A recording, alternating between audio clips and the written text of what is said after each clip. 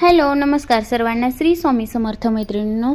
तर इथे बघू शकताय गॅस आहे, अजून संपलेला नाही, तरी पण मी चुलीवरती स्वयंपाक सुरुवात केलेला आहे.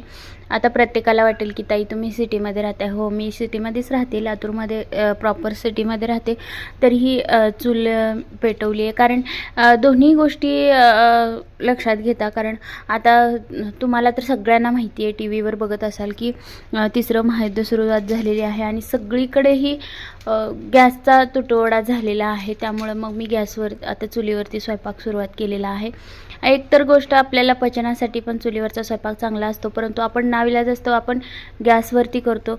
परंतु आपल्याला जी काही संकटं येतात ती संकटं आपल्याला काहीतरी शिकवण्यासाठी येतात. परंतु आपण बरेच आता व्हिडिओ येत आहेत की रील्स येत आहेत की मोदींनी असं केलं, मोदींनी तसं केलं.